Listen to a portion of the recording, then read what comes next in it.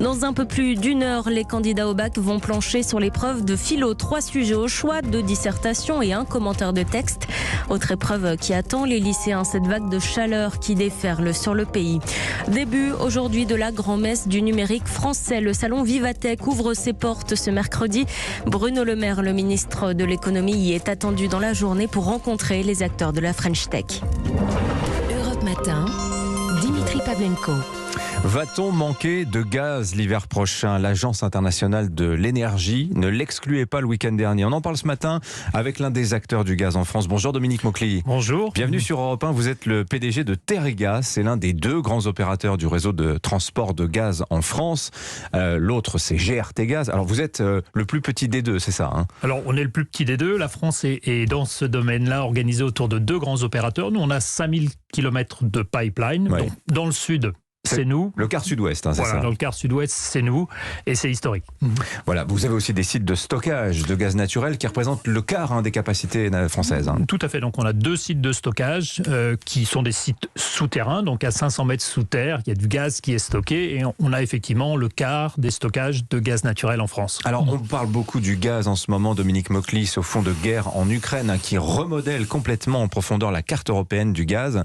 La Russie étant le premier fournisseur du vieux continent, il faut trouver des alternatives. Beaucoup d'actualités ces dernières heures. Je vous fais réagir à chaud sur celle-ci, à savoir que le Parlement européen envisage d'exclure le gaz, de même que le nucléaire, de la fameuse taxonomie européenne. La taxonomie, c'est la liste des énergies pour lesquelles on incite les investisseurs à apporter de l'argent, donc plutôt les énergies renouvelables. Il était question d'y inclure le gaz comme une énergie de transition. Semble-t-il, le Parlement européen n'est plus d'accord avec cela. Comment vous réagissez ce matin?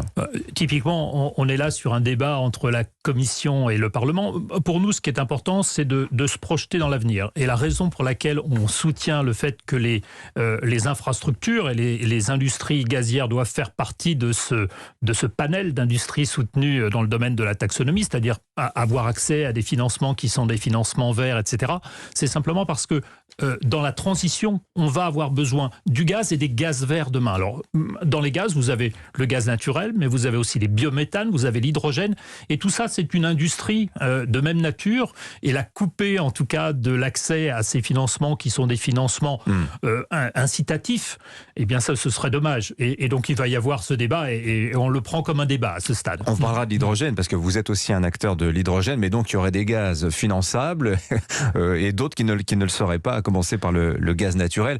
Vous parlez d'un bras de fer entre le Parlement européen, plutôt hostile au gaz et au nucléaire, on vient de le dire, et la Commission européenne qui justement vient de ressusciter il y a une dizaine de jours ce qui est un vieux projet, le gazoduc MidCat, qui relierait l'Espagne à la France. Alors c'est exactement votre zone, c'est un tuyau en fait qui permettrait d'acheminer ce gaz naturel liquéfié qui arrive dans les terminaux espagnols. Qu'est-ce que c'est que ce projet?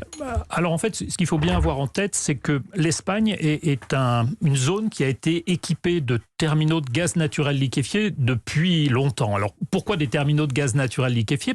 Tout simplement parce que la géographie européenne faisait que le gaz naturel qui arrive par les tuyaux, lui, venait plutôt de l'Est et du Nord.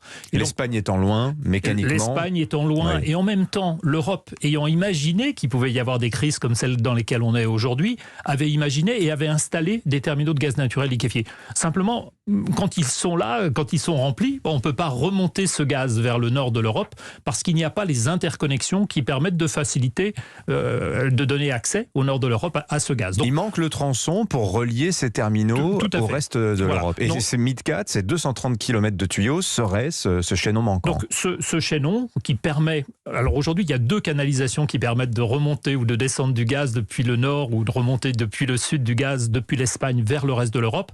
Mais la capacité de ces 2 tronçons est insuffisante et donc le 3e tronçon dont on parle permettrait de doubler la capacité et donc de faciliter ce que nous on appelle la fluidité et la flexibilité du réseau. Ce qu'il faut bien voir, c'est que... Et ça pour la France, ce gaz qui arrive dans les terminaux espagnols? Pour la France, mais pas nécessairement. C'est-à-dire que bien évidemment, quand vous remontez du gaz, ce gaz, il va passer en France, mais il va alimenter les grands clients qui vont consommer ce gaz. Et ces grands clients, si aujourd'hui vous avez par exemple du gaz qui arrive à Nantes, qui arrive à Fos, etc., il va alimenter la France. Et le gaz peut aller en Allemagne, en Pologne. En Allemagne par Obergallbach, qui est l'endroit où en fait on a cette interface entre le réseau français et le réseau allemand. Alors dit comme ça a l'air très simple, sauf que il y a beaucoup d'opposition à la création de ce nouveau gazoduc MidCat. Pensez-vous, vous soutenez sa création, mais pensez-vous que le projet aboutira? D'abord, on dit qu'il faudrait une dizaine d'années pour le mettre en marche. Oui, alors nous, ce qu'on souhaite, c'est que l'étude soit remise sur la table. Pourquoi remettre cette étude alors que, effectivement, il y a 3 ans, il avait été décidé d'arrêter? Tout simplement parce que la conjecture a complètement changé et que l'analyse que l'on fait des flux de gaz en Europe a complètement changé. Comme je vous le disais tout à l'heure, en fait, jusqu'à présent, on ne voyait les flux que dans un sens est-ouest et nord-sud.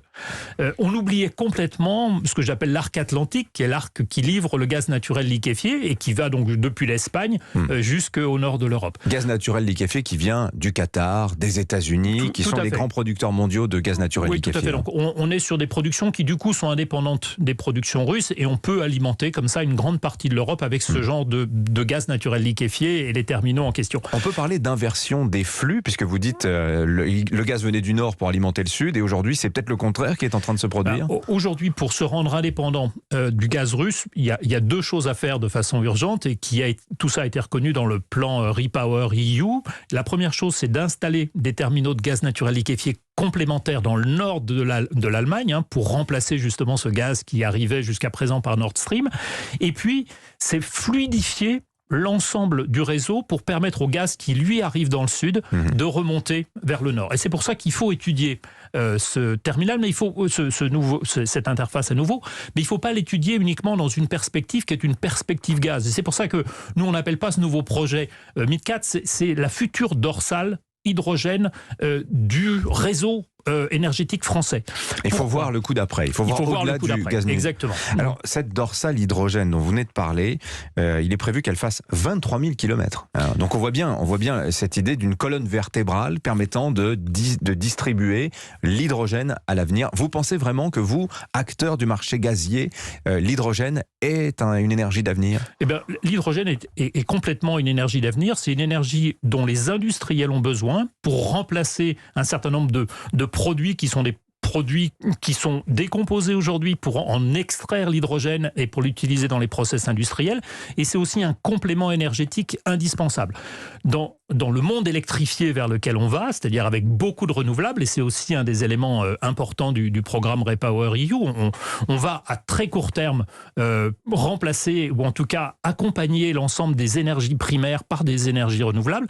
Eh bien, pour permettre la gestion de ces énergies qui sont fluctuantes dans le temps, on va être obligé d'avoir des capacités de stockage. L'hydrogène est un élément qui permet de stocker de façon massive l'électricité produite dans les périodes où on n'en a pas besoin pour pouvoir la restituer au moment où on en a besoin quand les consommations sont plus importantes. Ouais. Donc voilà, et pour assurer la logistique de cet hydrogène entre les stockages et les consommateurs, eh bien il faut des réseaux. Et il se trouve que les réseaux de gaz sont parfaitement compatibles du transport et les stockages. Une partie de ces stockages sont compatibles aussi du stockage de l'hydrogène. Très intéressant. Merci pour cet éclairage gazier que vous êtes venu nous apporter ce matin. Dominique Mauchly, je rappelle, vous êtes le PDG de Teréga, l'un de nos 2 grands opérateurs du transport du gaz en France. Merci à vous. Merci. Et bonne journée. Il est 6h50.